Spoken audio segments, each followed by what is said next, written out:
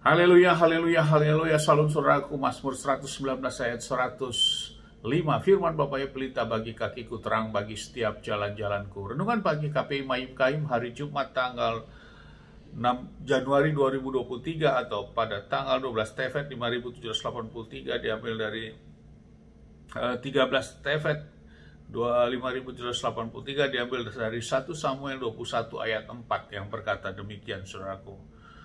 Lalu imam itu menjawab Daud, katanya, aku tidak mempunyai roti biasa, yang ada hanyalah roti kudus, tetapi itu hanya boleh dimakan jika orang-orangmu telah menjaga diri mereka terhadap wanita. Saudaraku, perikop yang baru saja kita dengar dalam bacaan renungan Haftarah ini adalah Daud makan roti sajian. Dalam kondisi Daud dikejar-kejar oleh pasukan Saul, saudaraku, karena Raja Saul memerintahkan untuk mengejar Daud dan membunuh Daud, saudaraku. Dan dalam kondisi hal terjepit seperti ini, Daud tiba di daerah yang namanya Nof, dan di sana ada bait Elohim dan ada imam yang bernama Ahimelech. Dalam kondisi tentu perikop ini kalau kita renungkan adalah di mana Daud dan juga beberapa pasukan yang mengikuti dia dalam kondisi lapar, saudaraku, sehingga dia menanyakan roti.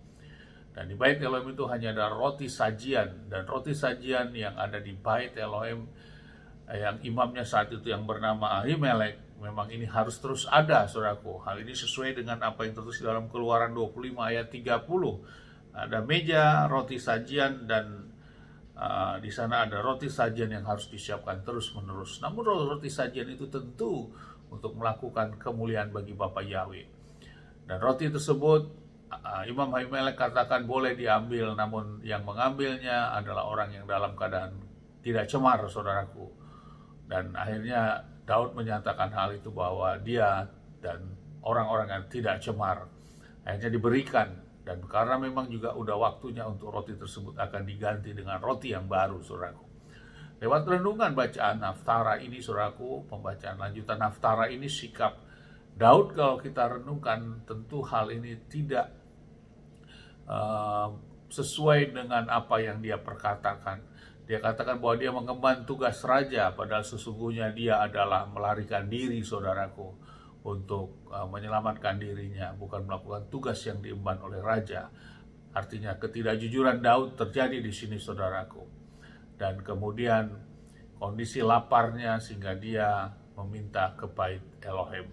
Saudaraku, lewat renungan hal ini yang menjadi renungan bagi kita, bahwa kita dalam menjalani kehidupan ini memang penuh perjuangan, saudaraku. Apalagi kita dalam menjalani kehidupan tantangan yang kalau kita hadapi sekarang, mungkin ada saudara-saudara yang dalam keadaan posisi yang hal yang dalam tanda kutip menganggap kehidupannya sangat berat, saudaraku. Hal yang sama juga terjadi oleh kitab suci mencatat seperti halnya Daud dalam posisi yang dikejar-kejar, saudaraku. Namun tentu di era kita bukan seperti itu. Mungkin dalam kondisi hal yang berbeda, namun ada beban yang dirasakan. Mungkin itu yang memiliki kesamaan tentunya, saudaraku.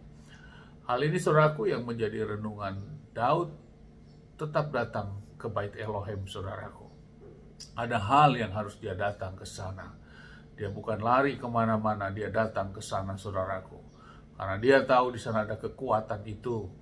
Dan disinilah yang menjadi renungan bagi kita. Cenderung kita dalam keadaan beban apapun, kita bukan justru datang kepada Bapa Yahweh, kita bukan datang untuk bersekutu, kita datang untuk menyampaikan kepada kita anggap apakah itu gembala kita ataupun kakak rohani kita yang kita anggap bisa untuk memberikan topangan doa ataupun memberikan suatu solusi ataupun sharing untuk menguatkan. Daud lakukan ini, saudaraku. Dia bukan lari kemana-mana. Hal ini yang menjadi renungan yang harus kita dapatkan. Walaupun sikap Daud tersebut kalau kita lihat dia tidak jujur, saudaraku. Namun hal inilah yang menjadi benang merah, yang menjadi catatan bagi kita. Lewat renungan bagi kita pada pagi hari ini mengingatkan kita bahwa apapun beban masalah kita, Daud bukan lari kemana, dia datang ke bait Elohim, saudaraku, karena dia tahu di sana ada kekuatan itu. Bukan hanya kekuatan dari sisi kita lihat dia mencari roti, tapi dia tahu di sana ada suatu spirit yang dapat menguatkan hidupnya. Amin. Sukses besar buat kita semua. Mari kita maju terus dalam iman. Dari tempat ini saya berdoa, Bapak yang memberkati menolong kita semua dimanapun kita berada. Bapak yang menyinari wajahnya kepada kita, berikan kita kasih karunia Bapa yang menghadapkan wajah kita. Damai sejahtera, apapun yang kita kerja lakukan sepanjang ini semua menjadi berhasil. Dan kita orang percaya kepada Bapa yang kita tidak dipermalukan. Bersama Bapa yang dalam Adonai Yeshua HaMashiach, di sanalah keselamatan yang pasti dalam hidup kita. Amin, haleluya. Salam saudaraku.